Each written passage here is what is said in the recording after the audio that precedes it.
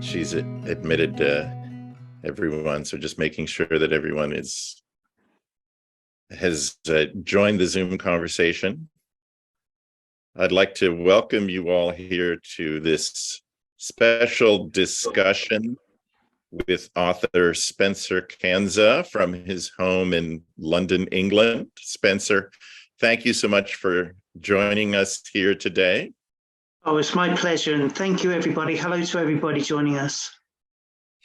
My name is Dennis Bartok. I'm the Executive Director for the Philosophical Research Society in Los Feliz. It's a 501c3 nonprofit cultural and educational organization that's been in LA since the mid-1930s. We present lectures, film screenings, concerts, performance art and theater events, gallery exhibits about the intersection between the creative arts and metaphysics, mysticism, mythology, and esoteric subjects, all of which will be germane to the conversation we're going to have today, which is about Marjorie Cameron, Burt Shonberg, and Bohemian Los Angeles.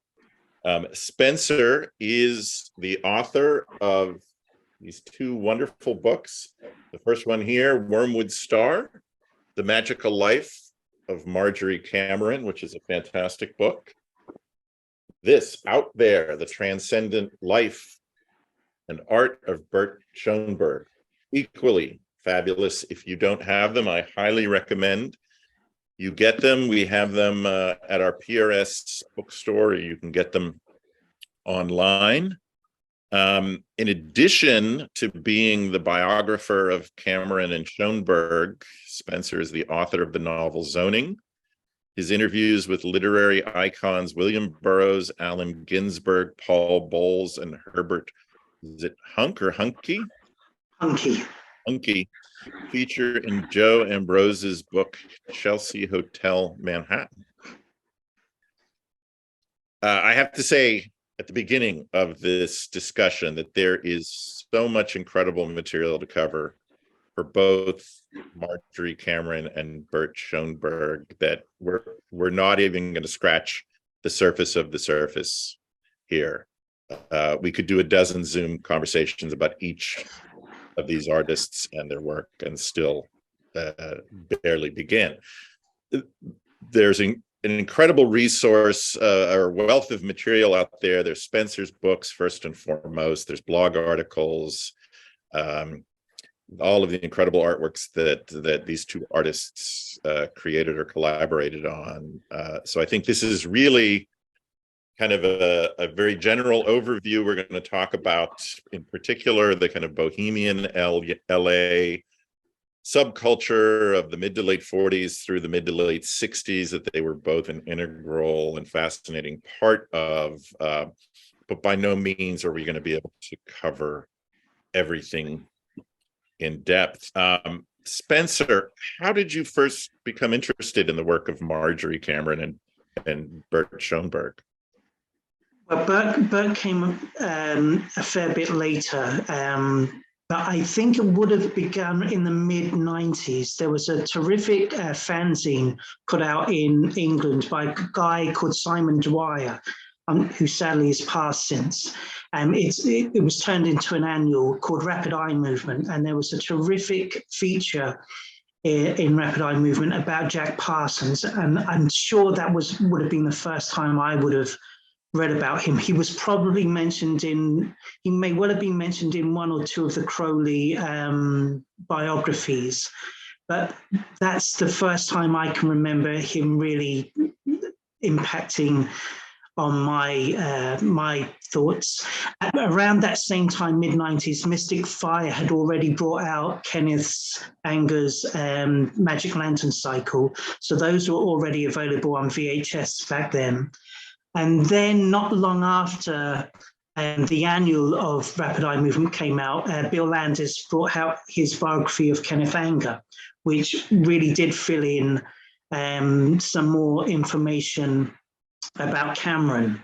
And then, of course, in the early 2000s, you have the two biographies that were brought out on Jack by George Pendle and by a guy who wrote under the pseudonym Jack Carter, but is Paul Rydeen. I hope he doesn't mind me mentioning his real name. But even those two books, actually, if you go through them, there's not a great deal about Cameron in them. I think even in George's biography, which is the better of the two biographies, after Jack dies, Cameron gets a paragraph. So there was very, very little actually about her. The stuff about her on the internet, I quickly found out most of it was not true. And so I thought the only way that you would really going to be able to find out about her was by going to America, going to the town she grew up in, Belle Plaine in Iowa, going to LA, doing all of the detective work that you have to do when you really get involved in trying to tell somebody's life story. And that's what I began to do in mid 2000s, 2005, 2006 is when I began in earnest. But there was very little actually about her. And as I say, most of the stuff that was on the internet at that time was mostly mythical in nature. So that's what I began. I traveled to, I did the first of my, I did 3 trips to America over in 2000, 2005, 2006, 2007. Got to meet many of the people that she knew over a large span of time, including, Shirley Berman and the poet David Meltzer and Art the poet Aya, who went back with her back to the mid-50s, actually. Well, Shirley Berman even earlier, back to the late 40s. Shirley and Wallace Berman had actually visited Cameron and Jack during their time in Pasadena. And then, of course, meeting people like Curtis Harrington, who made that wonderful film about her. And so that was really the germs of it. She was such I've always been attracted to people who have a mystique about them. And there was such an incredible mystique about Cameron, and it just piqued my interest. And that was really the impetus to come to America and see if there was a story to tell there. And you didn't get a chance to meet or talk with Cameron before she died in 1995, did you? No. I think it would have been. I was actually in LA, strangely, I was in LA in 1994, so it could have happened, but she wasn't really on my radar then. So we could have met if I had a time machine, and I knew that I was going to tell a story 10 years later, but. No, it's a great shame. It was a great shame that never met. Do you own artworks by both artists? Do you have personally in your collection? Yes. Yeah.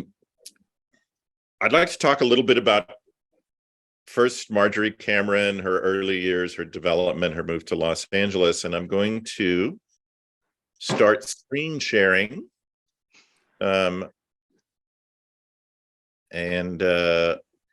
So that hopefully everyone on the Zoom can see. Spencer, can you see the keynote? Okay. Yeah. So first, this is an image on the left of this incredible painting artwork by Marjorie Cameron, and on the right by Burt Shonberg. What's the connection between these two?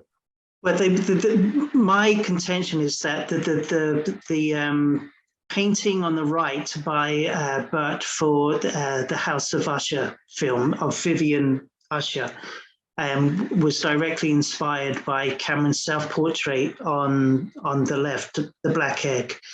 I never met Cameron, but I did spend a little time with her daughter, Crystal, and Crystal told me that the reason the eyes were blacked out, they weren't actually that way to begin with, but Crystal had taken a crayon to her mother's painting. And the only way of clearing it up properly was by Cameron having to black out the eyes. So that was not the initial intention. That is according to Crystal anyway. And as I say in the book, I think that that picture was the main inspiration for Burt's portrait of Vivian Usher for the Roger Corman film that he became involved with. They were both done around the same time, very early 1960, I believe. Both of them were completed. Well, and we'll return to House of Usher and Corman and Schoenberg's involvement with that a little bit later. Go on to these second two images, the one on the left, of course, of Marjorie, and the one on the right of Burt. That's Cameron's naval ID. And you can probably see why she was singled out to work for the Joint Chiefs of Staff. She was a very striking young woman. And, you know, if you see it there, I have pictures of some of the women who were also signed up for the waves with her. And she's not with the women, but if you look at them, none of them look anything like her. I mean, she was very, very striking. That picture of Bert, of course, is taken outside of Café Frankenstein, which is the coffee house he co-ran, and that beautiful faux stained glass portrait of Frankenstein in the bay window there of Café Frankenstein. Yeah, and we'll return to that in a little while as well, to talk about his involvement with the kind of beatnik coffee house scene of the late 50s and early 60s in LA. And then this very striking image of Cameron from Kenneth Anger's inauguration of the Pleasure Dome from 1954, I believe. Yeah, that's right.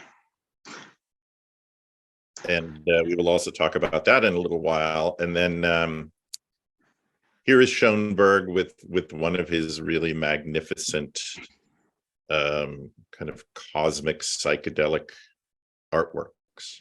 Super Chief, which of course, there's a visual pun there, of course, because you have the Native American with the war bonnet, and you also have the Super Chief locomotive there. So yeah, blasting in on him in his place in Laurel Canyon, which is still there, his old pad in Laurel Canyon.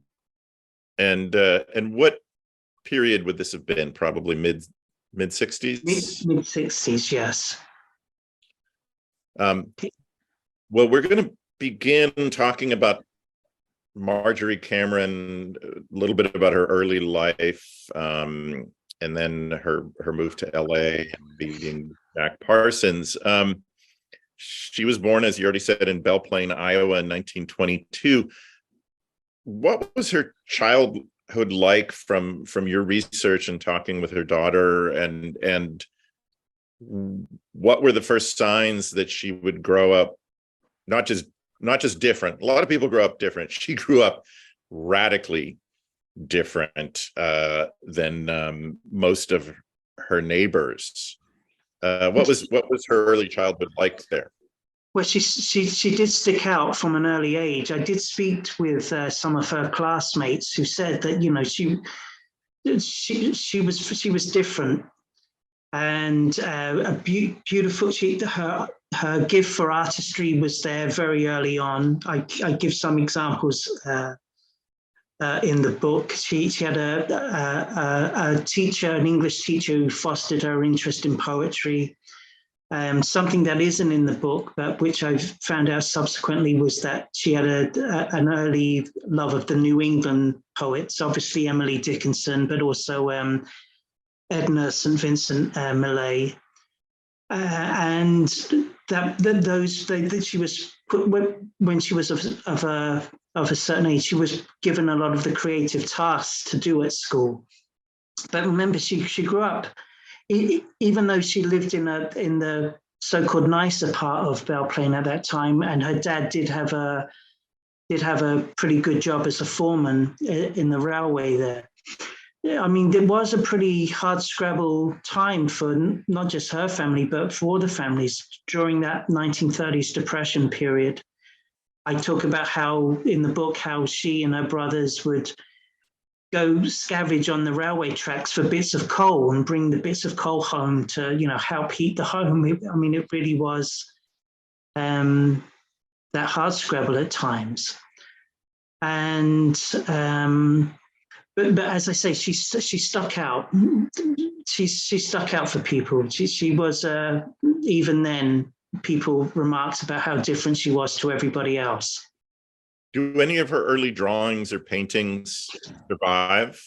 No, not that I know of. I spoke to one of the people, one of her classmates who I spoke with, Betty. Her husband had a collection. It is kind of heartbreaking, and this would happen time and time again. Her husband did have a collection of Cameron's early school days drawings, and unfortunately gone missing over time. That's one of the reoccurring things in her story, is how her artwork and possessions, even Jack's possessions, kind of slipped through her fingers over the years. Some of it she destroyed, some of it she left in places like the Pasadena Library, which obviously either threw it away or someone else picked it up and took it. But things like that, it was very heartbreaking that the amount of things that slipped through her fingers over the year that she allowed to slip through her fingers over the years. So this photo here is taken during her service in the military, in the U.S. Navy in the mid-1940s during World War II. That's right. She joined as part of the women's initiatives, kind of spearheaded by Eleanor Roosevelt. She wound up working as a map maker for the Joint Chiefs of Staff in Washington, D.C. What influence do you think her military service had on her later career, and in particular working in map making? Well, there's still a lot of mystique about her military career. I've tried to delve as deep as I can, but there are still some question marks. She claims that she was used in a honey trap during that, and which I detailed in the book. And there's actually the main part of her career wasn't in the Joint Chiefs of Staff. It was in the photo lab, which became known as the Hollywood Navy, because there were movie stars like Gene Kelly were working there, and also Van Johnson, who she would become associated with through her second husband. But it's still her wartime service is still quite mysterious. It's still quite a mystery that she was given an honorable discharge, considering she went AWOL at one point. So I've tried to investigate as best I can. One new thing that I have been able to uncover since the 2020 edition of the book came out was that I now know the full identity of her boyfriend, Knapp. I now know his full name. I now know how he got the unusual surname Napoleon.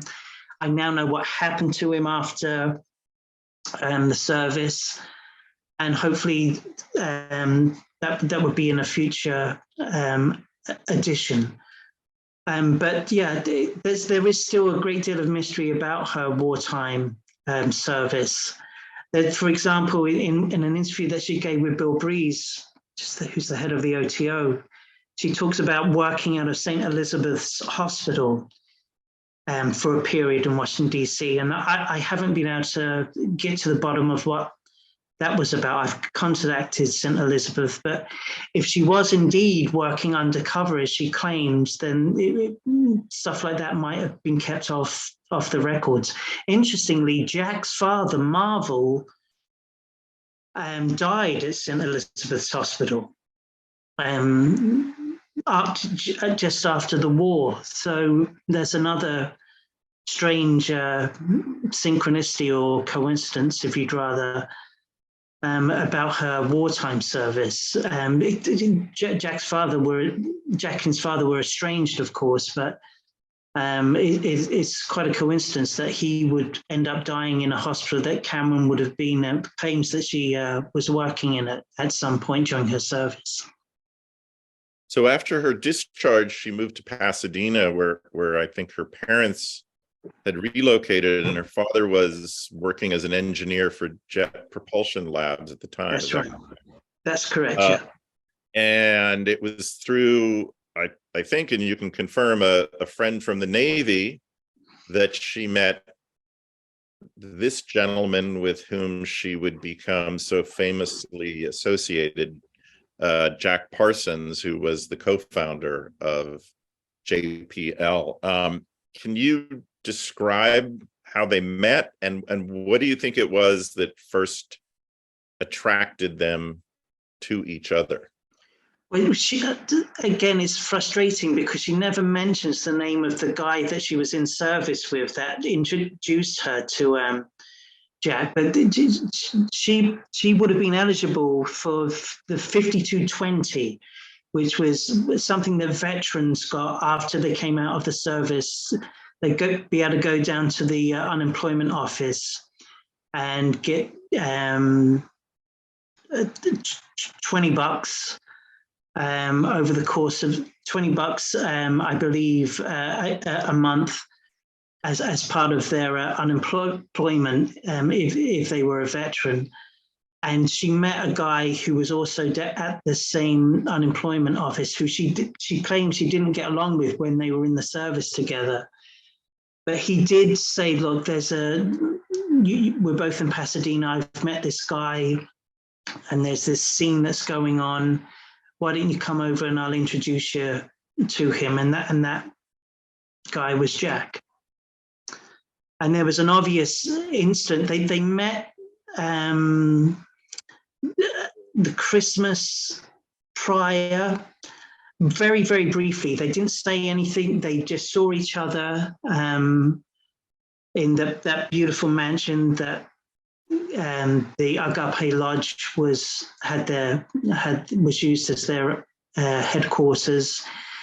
And then Jack says to this guy who unfortunately we don't know the name of still, you've got to bring Cameron back. You've got to bring her back. And then, of course, this is when they finally get together. There is so much myth that has built up over the decades about Parsons and Cameron and their circle. As you mentioned, Parsons' home at the time was the center of the Agape Lodge, which was the American outpost of the OTO, the Ordo Templi Orientis, which was an esoteric society led at the time by Aleister Crowley and heavily influenced by his Thelema. Did I pronounce that? Right, yes. System of philosophy. Can you just give, for those who are not familiar, can you give a quick overview of what was the Agape Lodge and the OTO and its importance to Cameron and to Parsons? Well, it really didn't have much importance to Cameron at all. And she was never an OTO initiate. In her later life, when she was, I think, reassessing her life, she felt that she deserved to be in the upper echelons of the OTO, really because of her story with Jack. She felt, by the way, she felt the same way about Scientology, even though she was never a Scientologist. She felt that she'd earned her a place in the upper echelons of Scientology because of her importance to it and Jack's importance to it. But yeah, the Agape Lodge in Pasadena was really by then the only functioning OTO group that there was. It must be said that Crowley never really took Jack, and certainly the things that Jack was saying to him, that seriously. Neither did Carl Germer, who was Crowley's viceroy in America. He was on the East Coast, of course. And neither did Jane Wolfe, who had actually studied with Crowley in Cefalù in Sicily. And the Babylon working was not, which is what people still get very excited about, it was never taken seriously. Was not taken seriously by Crowley. It was not taken seriously by any of the other OTO initiates, any of the other members of the Agape Lodge. And even Jack became very ambivalent about it, but it's only really after his death that people become invested in it. Cameron becomes invested in it because she, going through his papers and going through his records, then believes that she is the incarnation of Babylon. But that's ambivalent. That's ambivalent. You know, this is, you know, retrospectively. She didn't know much about what Jack was doing. Certainly, when it came to the Babylon working, when they were together, she certainly didn't know about any of the sex magic that he was performing on her at the time. So a lot of this is retrospective, even though in the correspondence that they're having, you can tell that he's trying to initiate her in some way that, you know, readying her for something, but it remains ambivalent. And whether this is something that's going on the astral plane, or whether that this is something that is being manifested here on Earth, it remains ambivalent. Certainly Cameron comes to believe that it's being manifested on Earth and she is the vehicle for Babylon. I'm sure you know, people joining us on the Zoom may have questions. If you do, you can put them into the chat, and we will get to them after the conversation. You mentioned, of course, another very well-known figure in Los Angeles history, L. Ron Hubbard, future Scientology founder. What was his association with Jack Parsons? Well, he came in to the lodge and kind of charmed. He had a great deal of personal charm with people, and he had some he was a great storyteller. He was a great raconteur. And Jack was looking for a guy like this that he could use to engage in magic. He needed somebody who could act as a scryer or as a seer while he engaged in Enochian magic. His former partner in crime, Ed Foreman, had been so spooked by some of the stuff that Jack was up to that he swore off it. So kind of Jack was looking for a guy who was open to these kinds of metaphysical beliefs and magical and occult beliefs, and found it in L. Ron Hubbard. Little did he know what would transpire subsequently. But there is a feeling, I relate in the book how many people who were around at that time feel that what Hubbard gleaned from his time with Jack helped give an impetus, certainly, to some of his early thoughts about Dianetics. And although, of course, Hubbard became very, very successful off the back of it, whereas that wasn't the story for Jack. But from what they were exchanging, the ideas that they were exchanging with each other, Cameron, despite in the end not liking Hubbard all that much, she certainly admired his intellect and certainly would never put that down. And as I say, in the later part of her life, came to feel that she was an honorary figure in the upper echelons of both Scientology and of the OTO.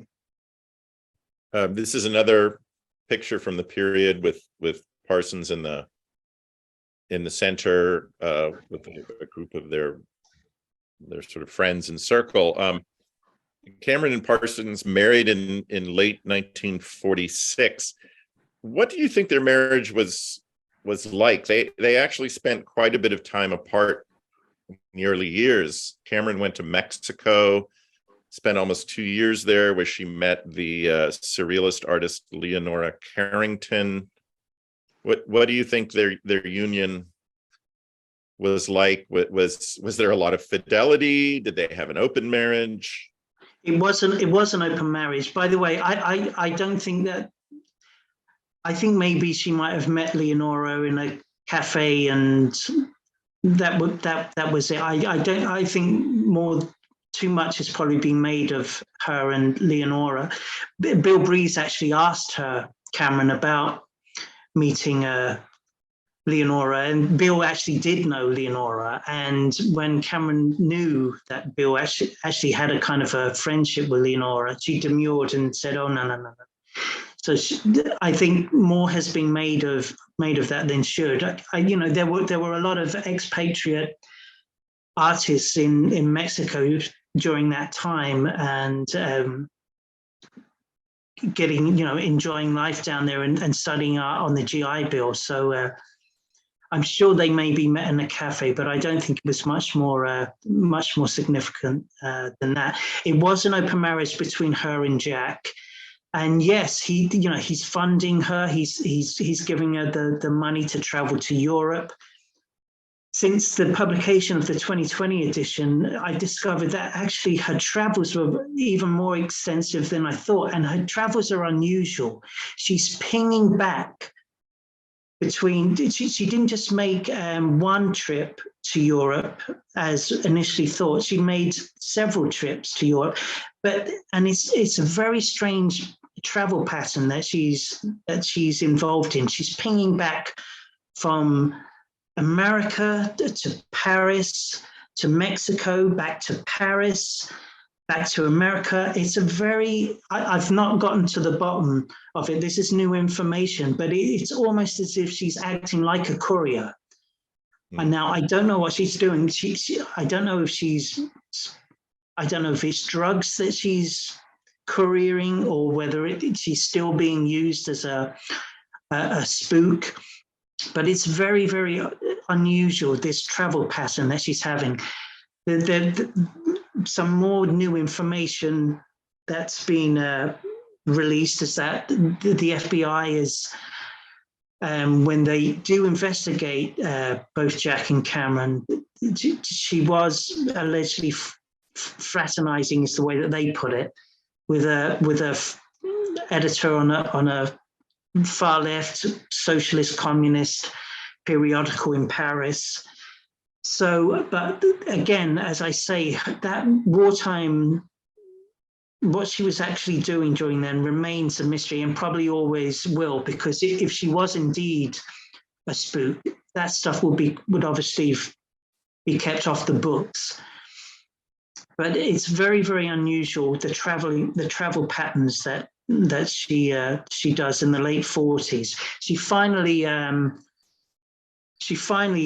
settles back in Mexico and has relationships with other men there. It's there when she's in San Miguel that she ends up meeting a couple of people who become firm friends when she gets back to LA.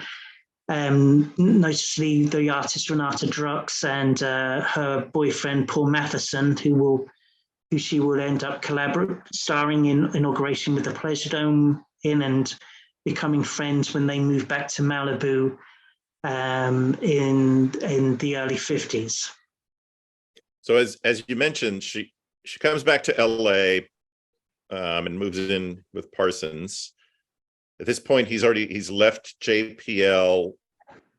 They're under surveillance by the FBI, and he'd started making explosives in the basement of their home, I believe. In the garage. In the garage. And then they also had a fascinating circle of Bohemian friends, including Charlie Parker's one-time girlfriend, sculptor Julia MacDonald, and then they became friends with Wallace and Shirley Berman, who were incredibly talented, sort of influential. That jazz scene, that jazz scene was so important. Julie was Bird's West Coast mistress, and so she and Cameron would go down and watch a lot of the sets by any of the jazz greats that were playing in town at that time. She becomes friends with the trumpeter Wardell Gray, Percy Heath. So that the bebop scene was very, very important during that time. There's a story I relate in the book about another interesting figure of that time called Zorthian, who was an artist and a muralist, and kind of legendary parties that went on at his place in Altadena. There's a famous one where Charlie Parker shows up and everybody gets nude, and which I relate in the book. But yeah, that was a very key scene. She becomes friends with a lot of African-American guys who were in Pasadena at that time, who were interested in hanging out with white women, and which, remember, was illegal at some point. So they had to be very, very careful.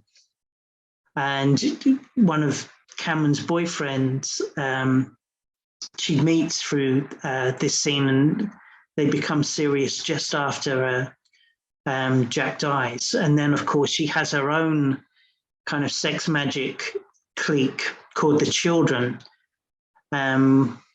Shortly after Jack's death, when she's living in the outskirts of Beaumont, and she's conducting her own sex magic rituals, unbeknownst to some of the participants involved. And I spoke to a few of them in the way that she wasn't aware of the sex magic that Jack was performing with her during those early days when they got together. So it seems like there is this sort of very powerful overlap, I guess, the Venn diagram between people who are involved with cutting edge art, music, sculpture, and interest in the occult, esoteric studies, alternative spirituality. What are your thoughts on that? It seemed like so many of the people in that circle were heavily involved or fascinated. Many of them studied the Kabbalah, for instance. They're all Bohemians. So the Bohemians all flocked together, whether they were musicians or whether they were artists or whether they were involved in the occult. All of the alternative people found each other. Right. And from that scene, of course, it begins in Pasadena, but then moves off into LA as the guys from that scene move out of Pasadena. Cameron moves out of Pasadena and ends up, as I say, first in Beaumont, and then she ends up doing the Pleasure Dome with Kenneth. That's how she first meets. She's introduced to Kenneth by that other scene that's in that other important scene that's in LA, which is all congregating around Samson DeBrea and his home in Barton Avenue, which was again another Bohemian hangout at that time. The salon that Samson had was another key place in LA at that time, and so many people came through that place, whether they were famous movie stars like Brando or James Dean, or whether they were occultists like Cameron, or whether they were budding filmmakers like Kenneth Anger and Curtis Harrington.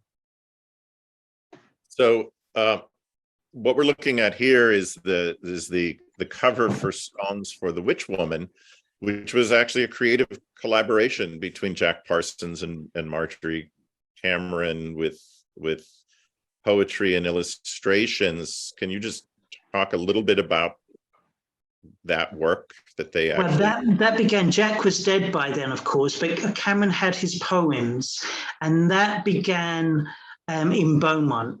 That she starts those beautiful line drawings in Beaumont after he dies. It's a way of connecting with him, and so that's when that was first conceived. Jack wasn't a conscious collaborator. He'd already perished by then, but that was Cameron's idea, which was to illustrate those wonderful poems that she had of his that were in her collection.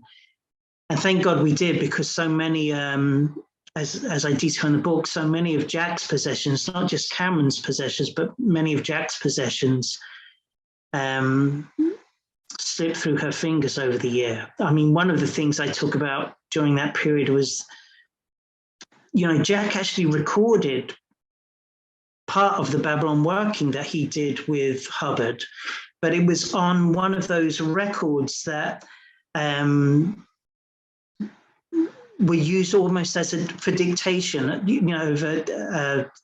A boss needed a secretary to dictate something. He'd dictate it on a record, and then the record would be given to the secretary to transcribe. So it was on one of those records, and unfortunately they were quite cheap, these kind of records, and if you played them too much, the actual sound on the record would end up fading. But I mean, that would be something that I know I've been approached several times over the years by people saying, where's that record? Where's that record? But of course, it's gone with the wind, like so much of Jack's stuff and so much of Cameron's own wonderful artwork. So Cameron's and Parsons' partnership came to a very abrupt and tragic end. June 1952, when Parsons was killed in an explosion at their home. And again, of course, this has become the stuff of myth over the years. Can you describe what you think happened to Parsons, and what was the impact on Cameron of losing her husband and kind of mystical life partner so abruptly? My own feeling is that it was a straightforward accident. That's why I titled that chapter Occam's Razor. It was a hot day. Jack would sweat a lot. He was known to be quite cavalier with explosive material. It was illegal. The stuff that he was actually stashing in that makeshift laboratory, it was illegal for him to have that stuff there, So it just shows how cavalier he was with this stuff. However, Cameron believes that he was killed. That was her contention. She believes that it was a payback by a detective called Kainetti, whose Jack's expert testimony helped convict him in a previous criminal trial. That's Cameron's belief. It's not my belief. But I share her theory in the book. Interestingly, after Jack dies, the guy that Cameron's pining for isn't him. It's the first guy that she fell in love with, a guy called Sam Kellison, back in Davenport. Her family moved from Belle Plaine to a nearby town called Davenport just before the war. While her father worked at the Rock Island Arsenal, which was nearby. And her first real kind of proper love affair was with a guy called Sam Kellison. And that's the guy, in her letter, if we believe her letters, that's the guy she's really pining for, interestingly, not Jack. And in fact, her relationship with Jack changes over the decades. as I detail in the book, when she's living with Kenneth Anger in Venice in the early 60s, her feelings towards Jack are highly negative. And then as the decades go on, it becomes this epic love affair, in the 1980s and then the 90s. But it's not that way at all in prior decades. It's a very, very strange relationship that they had together. There's a great deal of passion for each other and a great deal of callousness towards each other. As I write in the book, at one point when she's talking with Kenneth Anger, she claims that Jack tried to kill her. So this changes over time. Her feelings towards Jack change radically in different periods of her life. So I wanted to switch to talk. Here's a kind of a lovely photo, actually, of the two of them, of Parsons and Cameron. But I wanted to switch to talking about Burt Shonberg. We talked quite a bit about Cameron so far. He was born 11 years after Cameron, 1933, in the beach town of Revere, Massachusetts. What was his childhood like? And can you talk in particular about his early love for horror films, monster movies, and how that impacted his career? His early life was he was an all-American boy. And I managed to track down and speak to classmates of him. He had a wonderful gift for mimicry. He was the guy who could sit at the back of the class and do pitch perfect impressions of Peter Lorre. And he had a love of, like many boys of that time, he had a love of comic books and he had a love of monster movies. And the monster movies would become part of his bread and butter, of course. When he got older, he had a fantastic sense of humor, always had a smile on his face. And those that knew him before he met Cameron, what was quite so radical was that prior to meeting Cameron, he was had a credible sense of humor, has a credible sense of fun. After meeting Cameron, he becomes very mean, very moody, and very magnificent. So she did a bit of a number on him. I think she also, in a positive way, got him to take himself more seriously as an artist and not just as an illustrator. But she certainly changed him very, very radically. That the love affair that they had together really did mark him. He was very much a different person, and I speak to people like Hampton Fancher, who, they were great pals prior to him meeting Cameron, and even Hampton says, he was a markedly different man after meeting Cameron. He wasn't so easygoing. He wasn't so quick to humor. He'd become a very kind of serious, orientated guy afterwards. And I think there were positive aspects to that, and there were obviously negative aspects to that. Some people, like Doug Myers, who co-owned the Café Frankenstein with Burt, never forgave Cameron. He thought she was, his ruination. But then there were others who think that there was a positive side to her.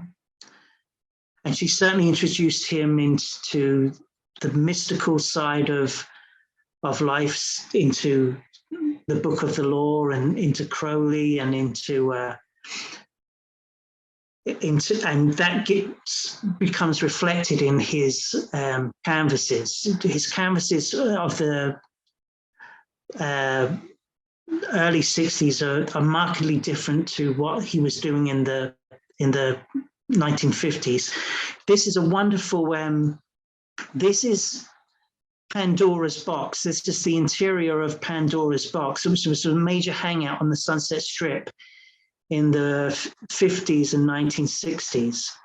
And unfortunately, her head's cut off, but that's actually a Schonberg painting there on the wall of it's a woman with a pregnant woman with a ponytail looking down into what seems to be her compact.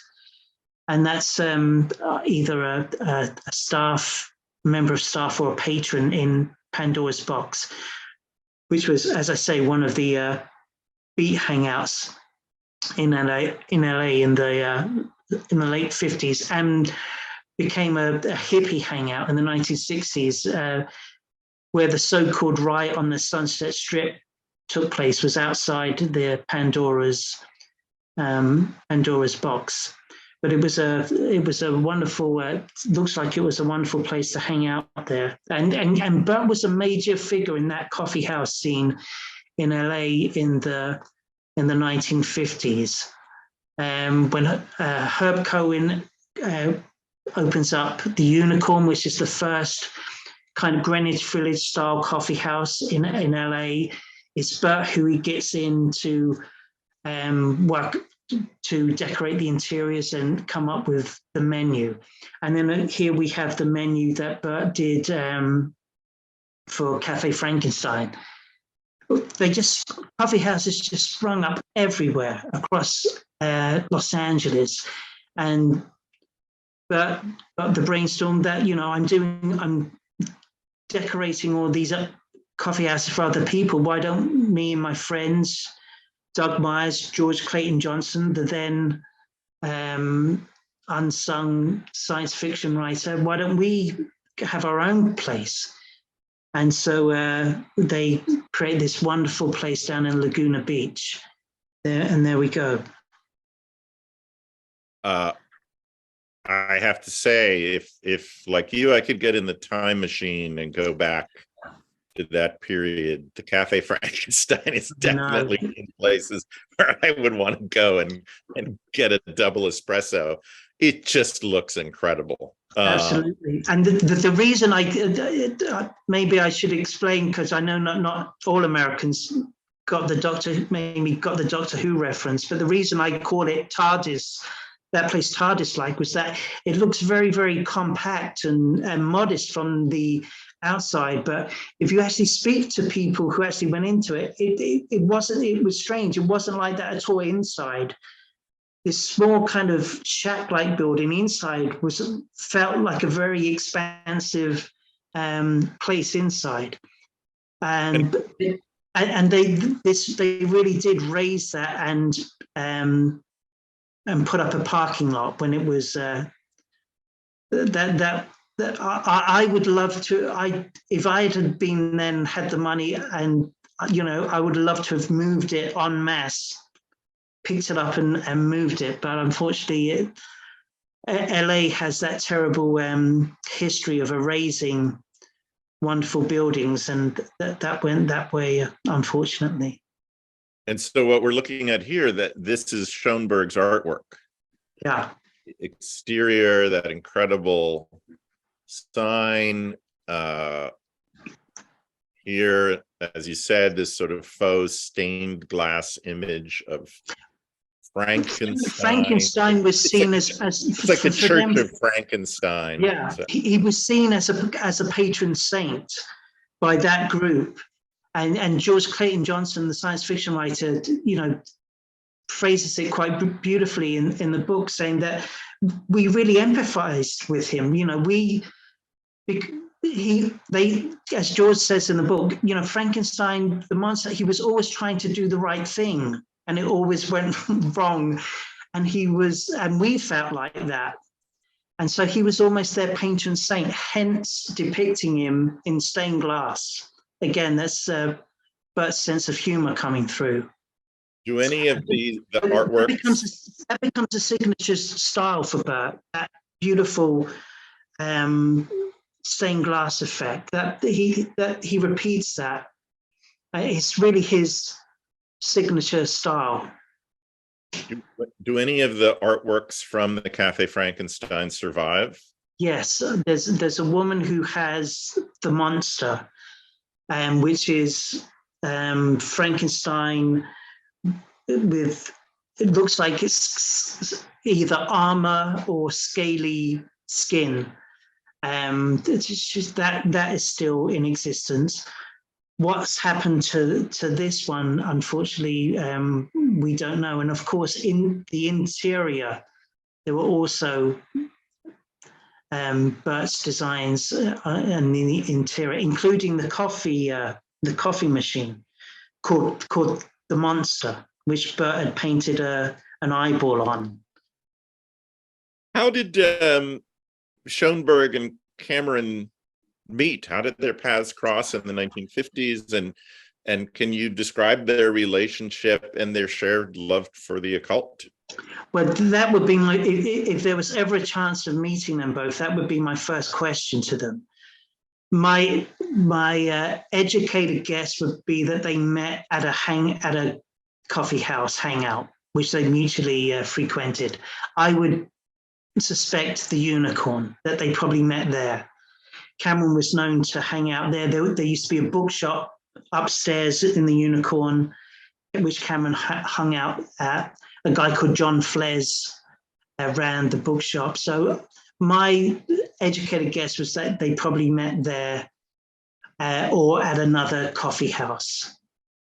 And this is one of,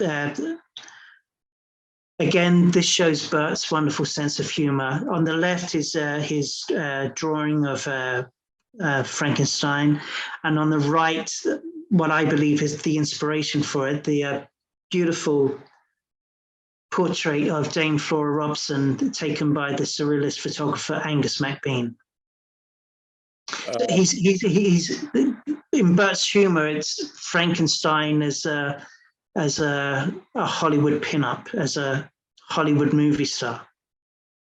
So again, there are so many myths and rumors and kind of half truths and quarter truths swirling around Cameron and Schoenberg and that whole circle and milieu. Is it true, or do you think it's true that they, at some point after meeting and becoming involved, tried to realize or give birth to Crowley's Son of Babylon, the Antichrist? That's been kind of rumored. Is that true? That would have been beforehand. That would have been the sex magic rituals that she was doing with the children, what she called the children, which was her clique during the time when she was living on the outskirts of Beaumont. She got with Burt subsequent to that, and so the Babylon, I think the Babylon workings and trying to, actually the Wormwood Star, the film she did with Curtis, has more bearing on that than really her relationship with Burt. This is another still, of course, from inauguration of the Pleasure Dome with Samson. That's Samson, isn't it? Yeah. So, of course, inauguration of the Pleasure Dome is a very famous underground experimental film by Kenneth Anger, and her friendship with Anger was extremely important.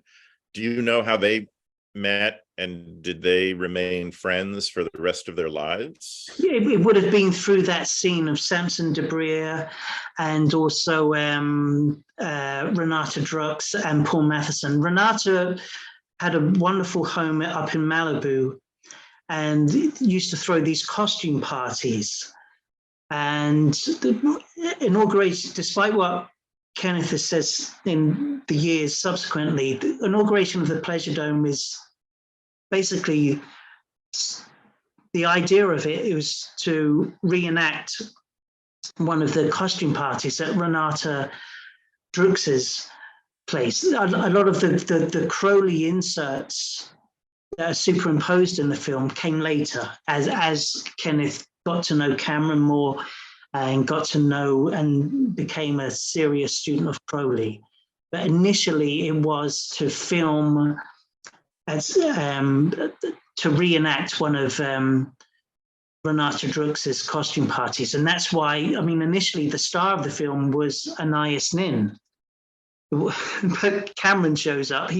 Kenneth meets Cameron and Anais even admits in her diaries that she gets completely blown off the screen by Cameron. She becomes the secondary figure in the film, and Cameron comes to dominate the film.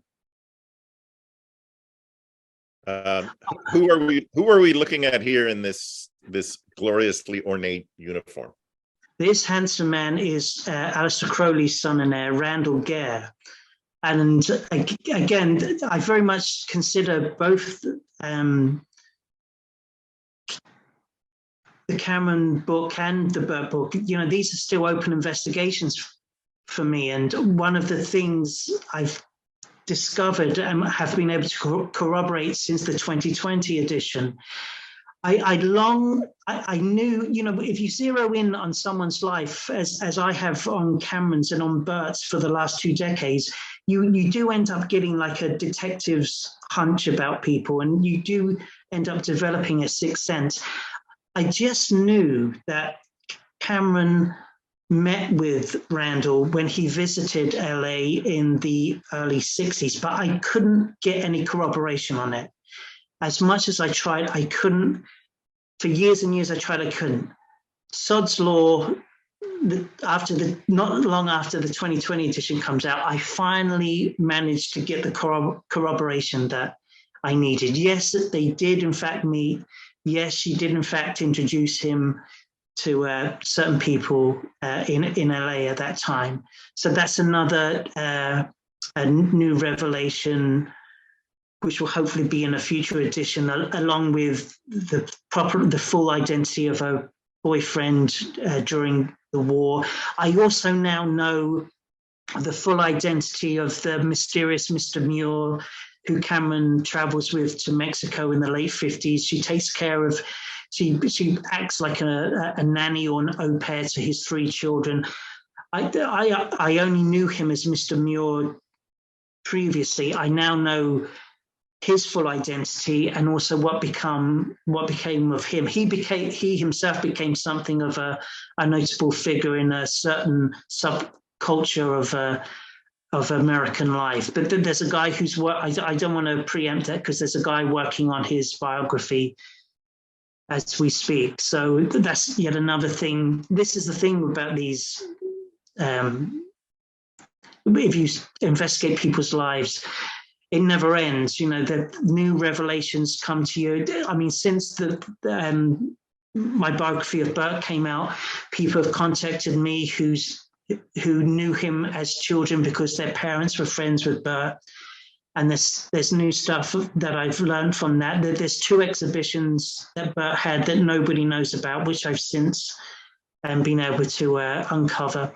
Oh, this is dear Curtis Harrington, who was a wonderful, we both knew Curtis a little bit. We were both very fortunate to know him. I adored Curtis. He was he was a lovely man.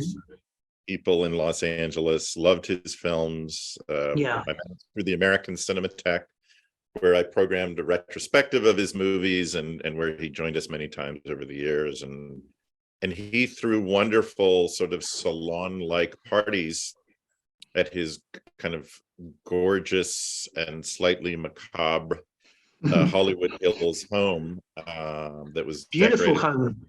Phrenologists' heads and drawings of vampire bats and props from his movies, games, and What's the Matter with Helen. So what is the artwork that he is standing beside? Well, that, as far as we know, that is the only surviving artwork from the Wormwood Star film that he made of Cameron. And that's called Buried Doll. That was based on a doll that Cameron buried and then dug up subsequently and then painted. And that was taken at his home, at his wonderful home in Vine Way, during one of the several times I sat down with him and spoke with him.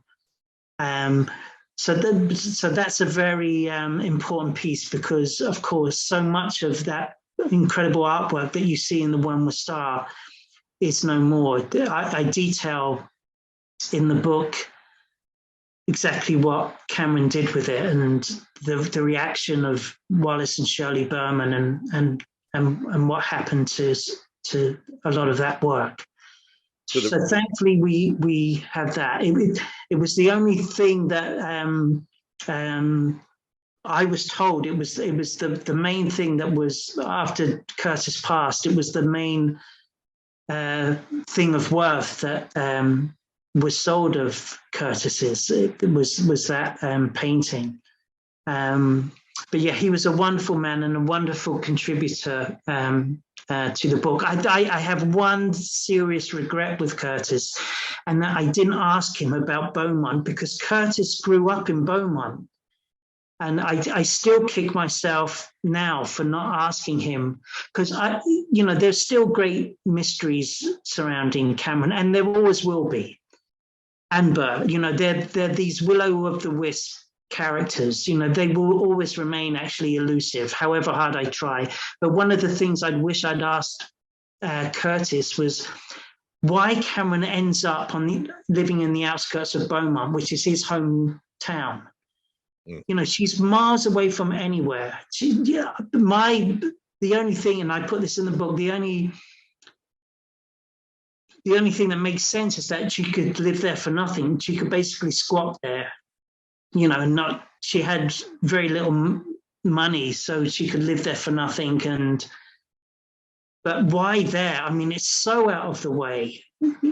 So I wish I had asked him. I wish I brought Beaumont up to him, but that's for me to beat myself up about for the rest of my life.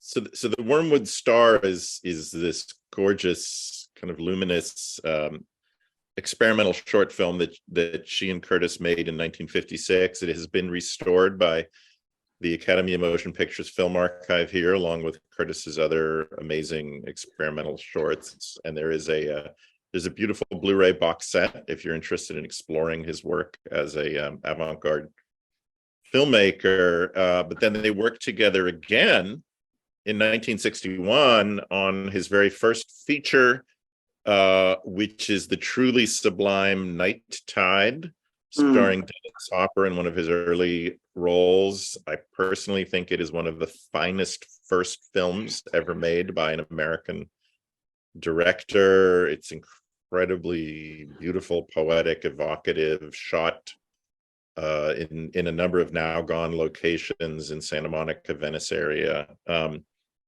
And did they also stay friends for the rest of their lives? Because I know Curtis and Kenneth Anger, of course, had been friends at one point early on, and then had a rupture and were not speaking in their later years. But did she and Curtis stayed close? The closer, then, I mean, that's Kenneth. That's a par for the course with Kenneth, unfortunately. Yeah, well, I mean, one of the first things Curtis ever said to me was that, I tried a couple of times to interview Kenneth, and one of the things Curtis said to me was, "Don't mention that you've spoken with me." So they were on the outs together, but he and Cameron remained on far better terms. There's a wonderful picture of Cameron in the later years at one of Curtis's soirees. So yeah, they did. Which makes me wonder if I actually was at one of the parties where she was, because I used to go to Curtis to have a wonderful Valentine's Day party every year. For people, he would say, go out and do whatever you do, and then you can come by my house for coffee and strawberry shortcake. And it was the only time, you hear about different salons and amazing parties of the past where there's all these incredible bohemian, figures. And I was never at any of that. Only at Curtis's house did I ever go to anything that I was like, yes, this is a true bohemian salon. And I miss him dearly. He was one of my favorite people in Los Angeles, and I think the city lost something irreplaceable when he passed away. So here is actually in the front cover of Semina magazine from 1955. Yeah. Wallace Berman, and that's an image, of course, of Cameron herself, the front cover. And then 2 years later, Berman included her epochal work, Peyote Visions, here, which is one of, if not her single most famous artworks, in an exhibit of his work at Ferris Gallery in LA. What happened as a result of that exhibition? It is one of the more famous incidents in LA artistic history. It depends who you talk to. I spoke with Wallace's widow, Shirley Berman, who's sadly no longer with us, another wonderful individual. And as she related to me, it was the artist Ed Kienholz who kind of picked that up. That was just amongst, and the seminar was kind of loose leaf, they were kind of like folios. And so there was a lot of images just spread out at the Ferris Gallery. And when a couple of the two policemen showed up, according to Shirley, Ed Kienholz picked up that image, thrust it into the coppers' faces and said, "Is this what you're looking for?" Actually, there was a far, as you know, there was a far more explicit piece by Wallace Berman showing male and female genitalia, which was far more explicit, which was what initially got the cops called to the Ferris Gallery. But they were obviously oblivious to that. And as I say, according to Shirley Berman, it was Ed Kienholz. Now, I've heard other people say that it was Wallace himself, and that Wallace wanted to do that to get some kind of notoriety. This was obviously during the time of the censorship trial of Ginsberg's Howl. It would have been a way of making a name for yourself as an artist. But as I write in the book, nobody bothered getting the ACLU involved in this, which could have, they could have turned it into a cause célèbre. So I'm more of the opinion that Ed Kienholz was really the guy responsible for it. But Cameron wanted she didn't want to get involved in any of this. She was still leery of the authorities, and so she didn't. And Berman wound up getting charged, isn't that? He did, yeah. He got Dean Stockwell, his friend, came in and kind of bailed him out pretty sharpish. But yeah, he did get charged and kind of put him off. So I discount the theory that Wallace himself was responsible, because if you see what he did subsequently, he pretty much just removes himself. He and Shirley move up north to Larkspur, and he carries on being an artist, of course, but he does it solely on his own terms. He doesn't seem to me to have any interest in becoming famous, making his name off the back of something like that. I have to say, this is a truly remarkable work.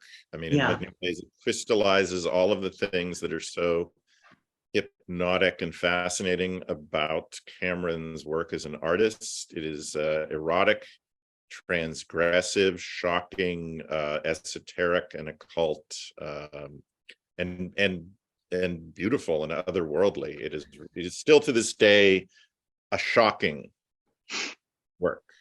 And can you believe that for many years it was just tacked to a wall? For years it wasn't. As you can see, there's a watermark on it. It wasn't kept in very good condition. When she was living with a guy called Norman Rose, who had a bookshop called Books 55, she was living in the back of the bookshop, and it was just tacked to that picture was just tacked to the wall. It wasn't kind of treated with the respect that it really should have. And where is the work now? At least we still have it, Dennis. No, that's true. No, where is the work now? Do you know whose collection? It's I believe it's part of the Cameron Parsons Foundation. So I wanted to switch back, and I know we're we don't want to go too long. We want to open it up to some questions. And as I said before, there's so much to cover. I did want to talk about Schoenberg's work in particular on with Roger Corman. He contributed artwork very famously to the House of Usher, starring Vincent Price, and to Premature Burial. And in fact, this is how many of us were first introduced to Schoenberg's work, is in seeing these films. And here, that's an image from the film itself with one of Schoenberg's paintings behind. Here are some of the other images. How did Schoenberg come to work for, or contribute, I should say, these paintings to House of Usher? Well, as I say, he was one of the main artistic figures in LA in that scene at that time. Where Corman and his cadre of actors would hang out would be the coffee houses where Bert's work was on show. And so when I interviewed Mr. Corman, he told me that's how he came across. He was already familiar with Bert's work from the interiors of the coffee houses that everybody would frequent at that time. Yet again, similarly to Cameron, nobody knows where any of the artworks are. I keep hoping that there's an Aladdin's cave somewhere where all of this missing artwork is, but nobody knows where any of the portraits are from the House of Usher. Nobody knows where the Premature Burial pictures are. The two that Mr. Corman owned were stolen from his office. The one Vincent Price's daughter Victoria confirmed to me that there were no Schonbergs in her father's collection when he died. So whatever happened to the ones that Vincent Price got from the film, nobody knows. It's very frustrating and heartbreaking that these great works are AWOL at the moment. I did want to ask you a little bit about the importance of psychedelic drug use, particularly in Schoenberg's life and his art. He was turned on to peyote, I believe, by Cameron. Yeah. In the 1950s, and then he later participated in a now sort of legendary 1960s study by Dr. Oscar, is it Janiger or Janiger? Sure. Yeah. On the effects of LSD-25 on the creative process. What impact did his participation in that sort of legendary study have on Schoenberg and his art? Well, firstly, he really gets involved in abstraction, which is not surprising. There are some kind of tentative goes at abstraction in the mid-50s, but most of his work is figurative. But certainly after LSD, he goes full bore into abstraction. And you can see that the palette changes. Cameron had been taking peyote since Beaumont, since around that time. She may have even been taking it prior to Beaumont, because Jack, would sometimes use his chemist skills to concoct his own interesting potions. So she may have had a form of a hallucinogenic when she was with Jack, but she certainly had peyote when she was, after Jack died. There was a botanical garden in Texas that you could write to, and they would send you some peyote buttons in the mail. So she had already experienced peyote prior to meeting Bert and turned him on to that way. But you can certainly see there's a marked difference in many of his canvases after his experiences with LSD-25. And that one's more, that particular church, I believe that's based or inspired by one of Gaudi's pieces of architecture in Barcelona. In the 60s, early 60s, Burt decamps to Europe and spends some time in Ibiza, and spends a little bit of time on the east coast of Spain, and also in Paris for a little while. And I believe that that particular one was inspired by Gaudi's architecture, that church. That was one for, I believe it's Gamma magazine. But Burt earned a living as an illustrator, and both for science fiction magazines and for men's magazines, even doing saucy cartoons, and even designing Christmas cards and stuff. So, you know, he earned a living both as a commercial artist, and then, of course, he also at the same time was plowing his own path and creating his own masterworks for his own pleasure. And also he was doing portraiture as well, and being paid for his portraiture and for his mural work. Dennis, I don't understand. You know, it irks me. You know, I don't have to tell you how important the murals are to LA culture nowadays. That murals are now seen as a major part of LA culture. And here is a guy who's, you know, the precursor to, here was a guy who was muralizing LA in the mid 1950s, and yet he's got none of the recognition for that at all. So I hope that one day he will finally get the recognition that he deserves. This is one of Cameron's beautiful line drawings. How long did Cameron and Schoenberg, how long were they involved together? Did they drift apart at a certain point? Yeah, it was off and on for many. You know, Cameron had a lot of relationships, and a lot of, even if it was for a week or two. And, you know, there's a lot of people who've told me over the years, you know, how even Jonathan Hayes, the actor from Little Shop of Horrors, told me, you know, he had a nice time with Cameron. So they lived together at that wonderful ranch, Erenbu, out near, which I believe, I have a feeling might even still be there. There's a ranch out near Pioneer Town called Mojave Rancho, which I believe, I haven't visited it, but I believe that may be Erenbu. So they were together there for a while, but even when they weren't together, they would be coming in and out of each other's lives. You know, Cameron would disappear up to San Francisco for a while with David Meltzer. Burt had his own separate scene with Vito and Sue Paulakis, who themselves would become major figures of the counterculture in LA in the 1960s. This is a very rare picture that most people haven't seen. This is Cameron's portrait of the goddess Isis that was hanging in her friend Aya's home for many years. She gave that to Aya as a wedding present. But many people have never seen that. It's an incredible image. Here's Cameron kind of in midlife.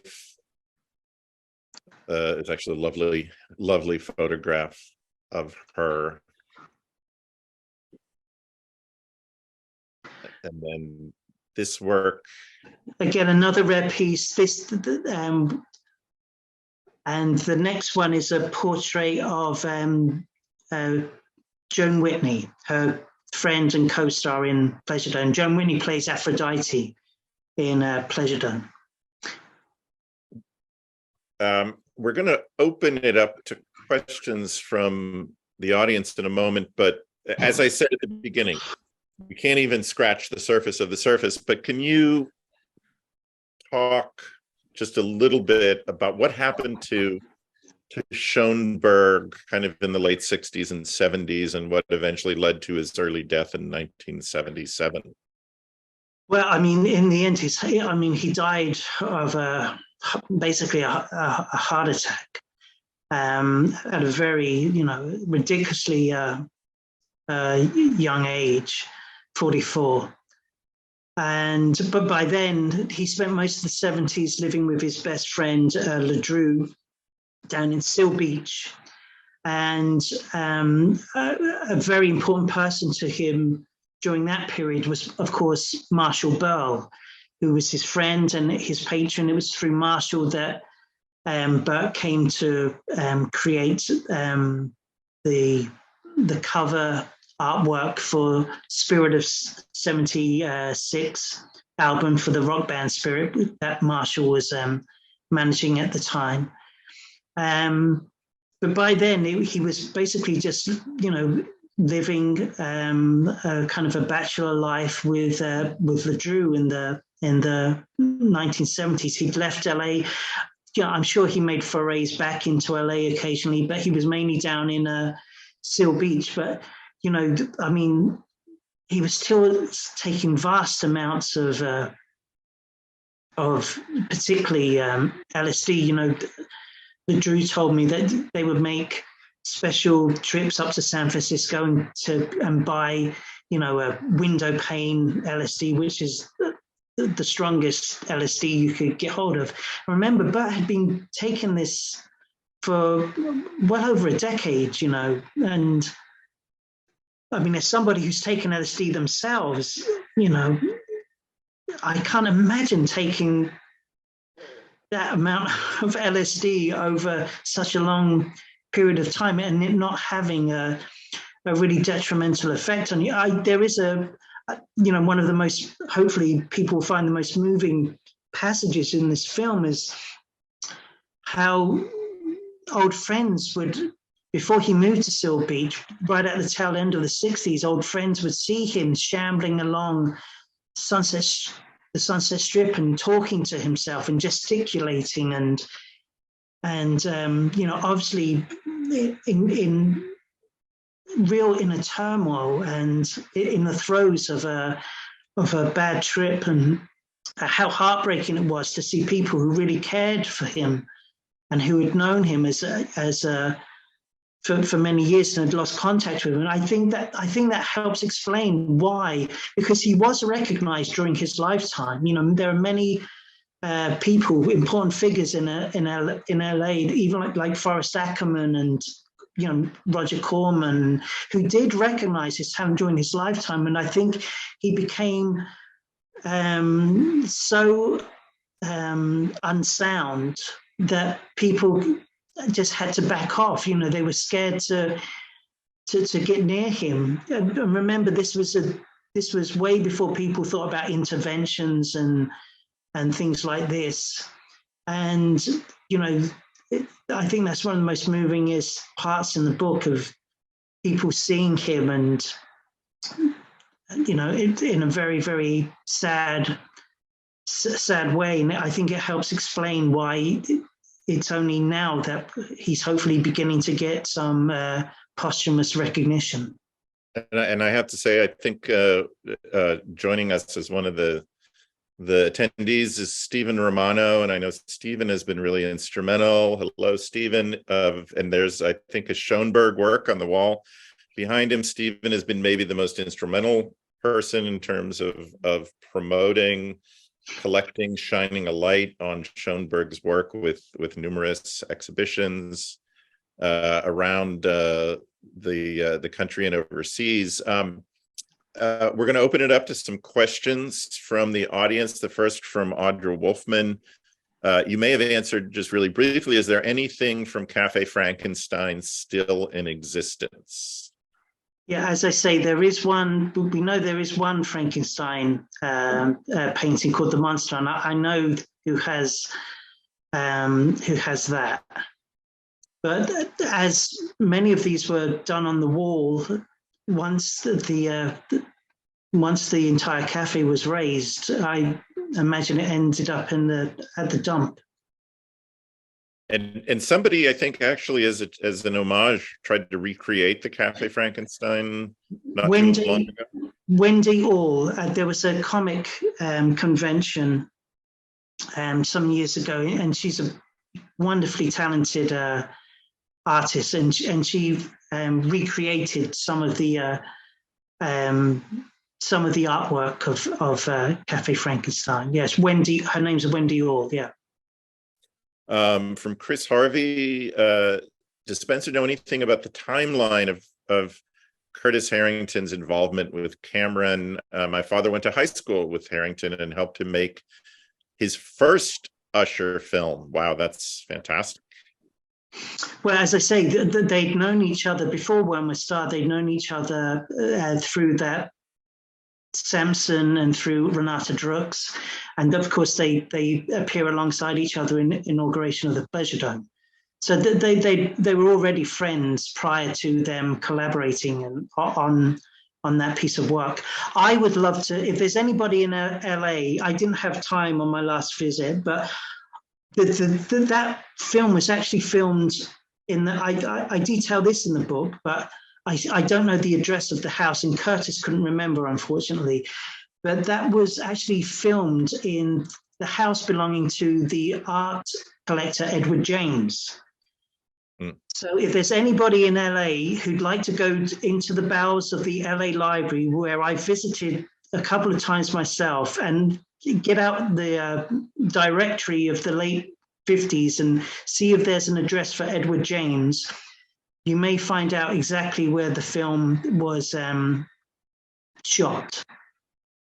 So from Chris Sheridan, and I know we talked a little bit about this, when and to what extent did peyote start to come into use and influence these people? Well, with Cameron, we know it seriously in 1953 after Jack dies. She's sending off for it at that botanical gardens that I mentioned, and she's receiving it during the mail. By the late 50s and early 60s, it's being left. There's a guy, his name escapes me. I've got so many names in my head at the moment. His name escapes me at the moment. But there was a guy who was on the scene who would actually just leave peyote buttons, like at Cafe Renaissance. He would leave buttons of peyote at people's table, so you could have a coffee. And then, a lot of people took it anally, because peyote can make you throw up, and that's not a particularly pleasant experience. So Charles Britton, the photographer, told me and my wife, we would take it anally, because if you take it anally, you don't throw up. This is actually an anecdote. I don't think it's a question, but from Aaron Moorhead. I used to live across the street from De Brier's Barton house, where they shot Pleasure Dome, was friends with the residents and went there a few times. Painted totally black to this day, and it's surprisingly small. And I'm surprised they were able to shoot a film in there. There are actually Samson owned 3 residencies. There's the one that's actually on Barton Avenue, the front house, which is actually a duplex. And that was Samson. Then there's another behind, which is actually, there's another house behind, which is actually where Pleasure Dome was filmed. And then there's a third coach house on the same grounds. So there are actually 3 properties that Samson owned. And Kenneth often stayed in the front house. But actually Samson's quarters and the majority of Pleasure Dome is actually was shot and filmed in the second house behind. So from Robert Allen, do we know if Wallace and Shirley Berman were involved in the occult? No, not really. I mean, Wallace uses certain symbols of the occult, obviously Kabbalistic symbols. But no, I mean, I spoke with at length with Shirley, and Wallace was a very, very down-to-earth guy. He loved baseball. There is a mystical side. He was interested in the power of symbols. He wasn't necessarily interested in what any of the practices that went along with those symbols. And Shirley confirmed that with me. And Cameron believed that Wallace never really kind of, well, I relate in the book one of the last things that Wallace said to Cameron, which is, are you a good witch or are you a bad witch? And, Cameron says, really, after all this time, you still don't get it? So no, they weren't that way inclined. They were mystically inclined. I mean, one of the first things that Wallace does when he meets Cameron is he gives her a copy of Steppenwolf, Hermann Hesse. So he was mystically inclined, but not into the one Crowley book that did make an impression on that scene wasn't the Book of the Law. It wasn't really Crowley's philosophy at all. It was Diary of a Drug Fiend.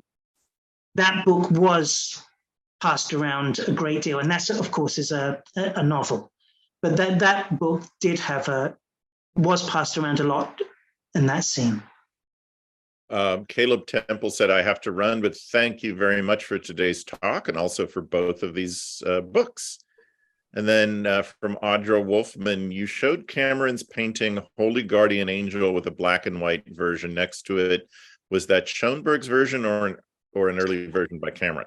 No, that's an early version that's found. I give the details in the book. That's actually what I guess we could call it a cover version by Cameron.